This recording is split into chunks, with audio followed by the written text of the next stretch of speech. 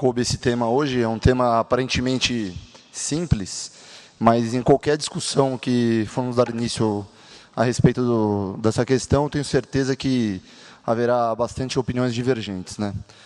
Rapidamente, só falando, então, a fratura da diáfise do fêmur, ela se localiza-se a 5 centímetros abaixo do trocânter menor e 8 centímetros do tubérculo dos adutores. O fêmur ele tem uma porção isquímica na região central.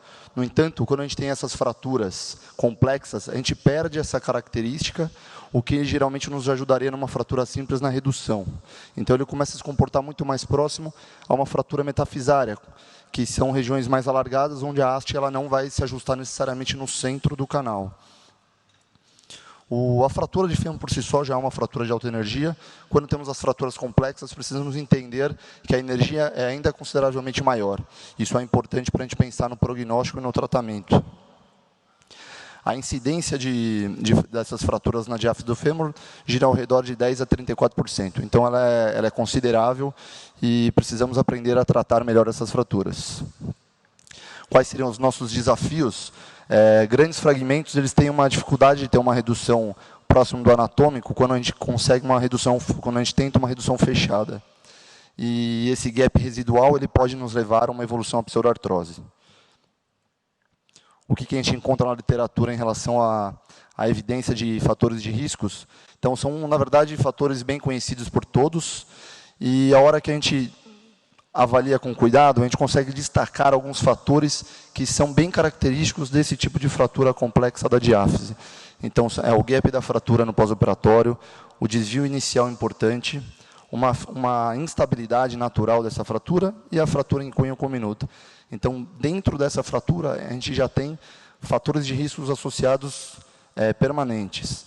O que nos traria a ideia de fazer uma redução melhor anatômica aberta para melhorar a estabilidade. No entanto, a redução aberta ela é um dos principais fatores de riscos para a pseudoartrose.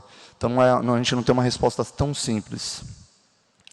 Assim como uma fratura simples do fêmur, a fratura complexa ainda tem como seu padrão ouro a fixação com uma haste intramedular bloqueada, de preferência com uma redução fechada.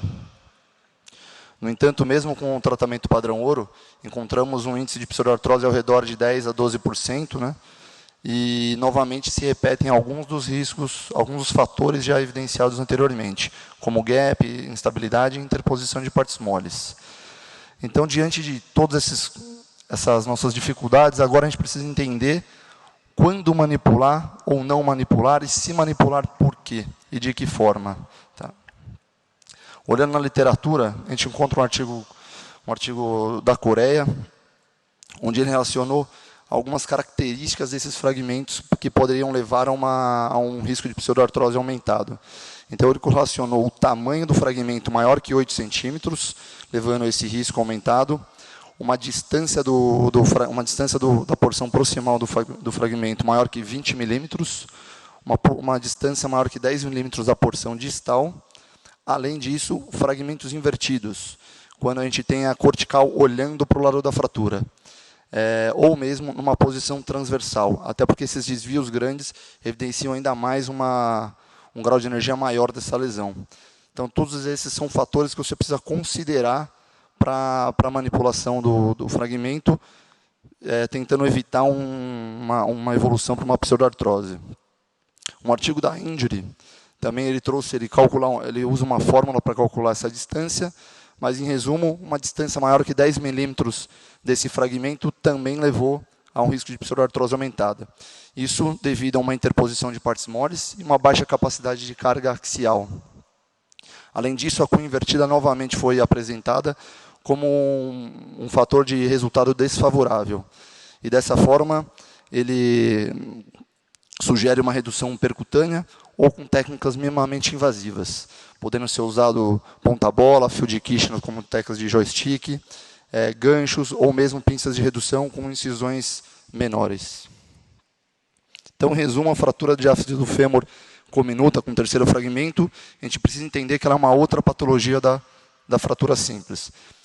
Ela é mais instável, ela tem um comportamento diferente, pois ela simula mais uma fratura da região metafisária, onde pode evoluir para uma consolidação viciosa, ou não, ou nem consolidar. e tem um grau de energia maior ainda que a fratura de fêmur. A haste intramedular bloqueada ainda é o padrão ouro para essas fraturas. E temos que ter a consciência que o risco de pseudoartrose é aumentado nessa região, nessas fraturas, devido ao gap, ao tamanho do fragmento, à interposição de partes moles, à instabilidade mecânica natural da fratura e uma redução aberta, uma eventual redução aberta. O que a gente precisa usar para considerar a manipulação? Então, acho que isso aqui é o nosso slide principal da aula, diante dessa pergunta, levantando tantas evidências, o que a gente precisa considerar? Como tudo aqui, na medicina, a gente não tem uma resposta exata, você deve fazer isso, mas deve considerar para a manipulação. Então, uma distância do fragmento maior que 10 milímetros da porção distal ou maior que 20 milímetros da porção proximal. Fragmentos grandes, maior que 8 centímetros, ou mesmo uma cunha invertida. Esses são os critérios que você deve considerar para uma manipulação. Sempre que manipular, não devemos esquecer de sermos protetores da biologia. Então, uma redução minimamente invasiva com técnicas percutâneas ou com incisões menores.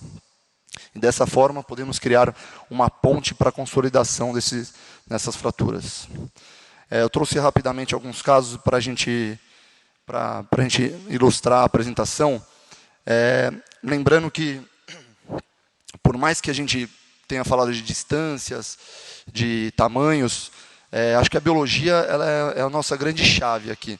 Então, a abertura da fratura para reduzir, ela deve ser evitada se for feita de uma forma muito agressiva. Então, esse é um caso que foi feita uma redução fechada. A redução não ficou anatômica, apesar de ter um contato ósseo até que satisfatório, e o paciente evoluiu para uma consolidação.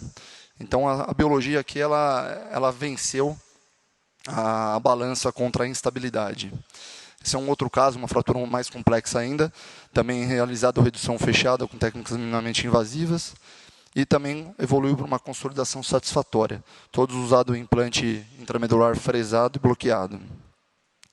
No entanto, apesar de ser o padrão ouro, a haste, ela não é a nossa única arma. A gente pode se utilizar de outras armas, seja por uma questão técnica ou de material na região que a gente tiver, ou mesmo por uma opção do cirurgião. Então, um paciente que foi vítima de ferimento de arma de fogo em 2002, uma fratura complexa do fêmur, onde foi realizada uma fixação com placa em ponte. Então, foi preservado o fator biológico desse paciente e ele evoluiu para uma consolidação satisfatória. Obrigado.